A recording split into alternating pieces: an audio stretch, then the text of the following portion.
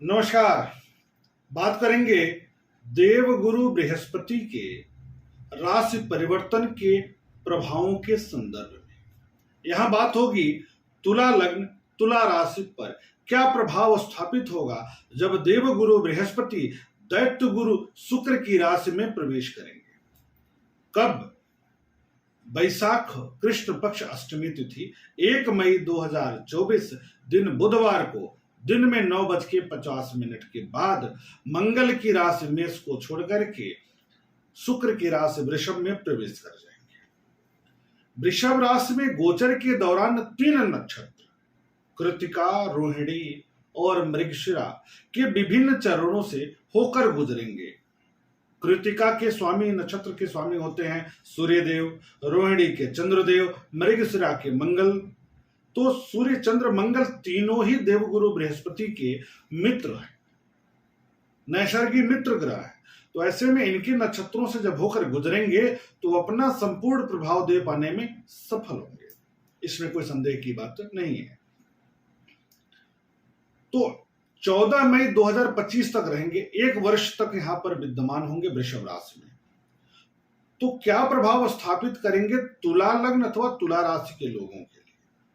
तो एक तो लग्नेश के विरोधी हैं, लग्नेश शुक्र हैं, शुक्र के विरोधी होकर और शुक्र की राशि में शत्रु राशि में ही बैठेंगे भी।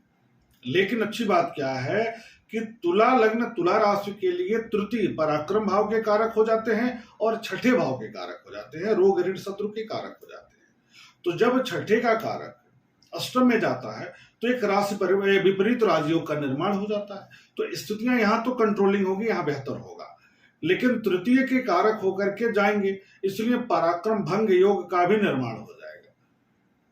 तो समग्र रूप से साल भर किस प्रकार का प्रभाव स्थापित करेंगे तुला लग्न अथवा तुला राशि के लोगों के लिए, इसकी चर्चा विस्तृत रूप से होनी चाहिए। अब भाई बंधु मित्र यार दोस्त के कारक हैं, तृतीय के कारक हैं, पराक्रम के कारक हैं, पुरुषार्थ के कारक ग्रह हैं और चले जा रहे हैं अष्टम भाव पर। तो भाई बहनों मित्रों को लेकर के तनाव की स्थिति हो जाएगी, उत्पन्न हो जाएगी। सामाजिक क्षेत्र में यदि आप जुड़े हुए हैं तो थोड़ा अवरोध महसूस करेंगे। सार्वजनिक स्तर जो होगा वो आपका थोड़ा सा कम होता दिखाई दे रहा है। कार्य करने की इच्छा में थोड़ी सी अवरोध उत्पन्न होगी। पुराने रोगों का समन तो होगा, इसमें दो राय नहीं है, लेकिन कार्य करने की इच्छा कम होगी। सब कुछ होने के बाद भी मन में रहेगा छोड़िए, मतलब एक आलस्य का भाव निकल कर आएगा।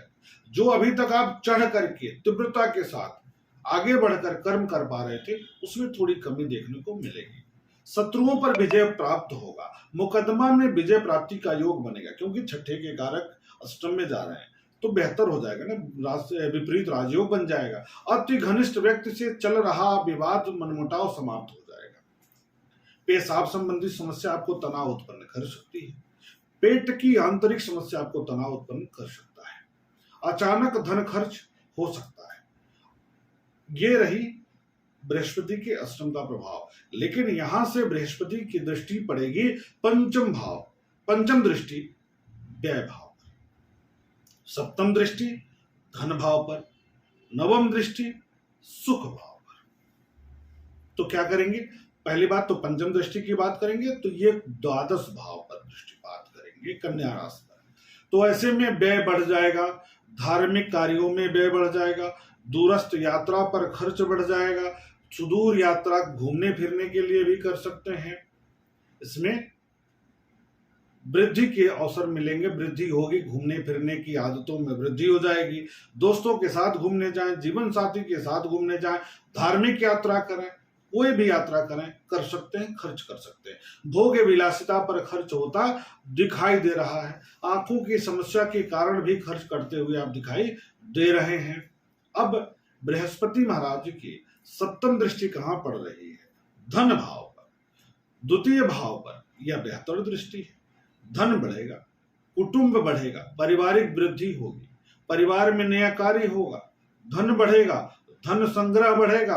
वाणी व्यवसाय के क्षेत्र से जुड़े हुए हैं, कार्यरत हैं, वकालत का क्षेत्र है, टीचिंग का क्षेत्र है, सेल्स मार्केट का क्षेत्र है, राजनीति के क्षेत्र में है, जहां भी बोल कर कार्य किया जाता है, अगर आप उससे जुड़े हैं तो आपकी वाणी में एक तीव्रता आएगी, वाणी में आकर्षण आएगा, वाणी में बौद्धिकता झलकेगी, वाणी व्यवसाय के क्षेत्र में एक अद्भुत सफलता आपको मिलता हुआ दिखाई देगा। परिवार में वृद्धि होगी, पारिवारिक जनों में प्रसन्नता का भाव होगा, परिवार में मांगलिक कार्य बढ़ेगा और बैंक बैलेंस भी इस बीच बढ़ेगा। इसका मतलब है अचानक धन लाभ प्राप्त होगा। तो बृहस्पति अष्टम में बैठ करके अचानक धन लाभ भी प्रदान करेंगे आपको।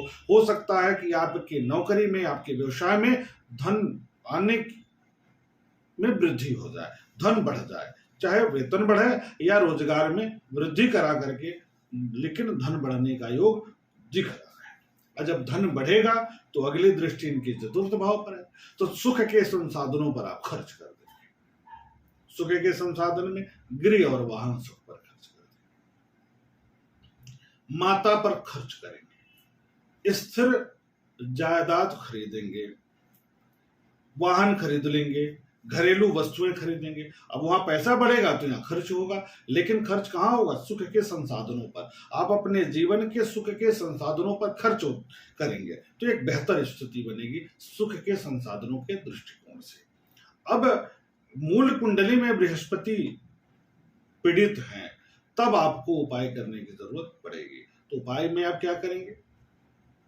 हल्दी की गांठ, 125 ग्राम चने की दाल एक पीले वस्त्र में बांधकर किसी योगी व्यक्ति को, गेरुआ वस्त्रधारी व्यक्ति को मंदिर में या किसी पूजनीय स्थल पर चढ़ा दिया करें प्रत्येक बृहस्पतिवार। तो जो नकारात्मक प्रभाव है वो दूर हो जाएगा, बेहतर हो जाएगा और आपके जीवन में एक अद्भुत सुख की अनुभूति हो। इसी के साथ अब हम वृश्चिक लग्न, वृश्चिक राशि की बात अगले कार्यक्रम में करेंगे। तब तक के लिए नमस्कार।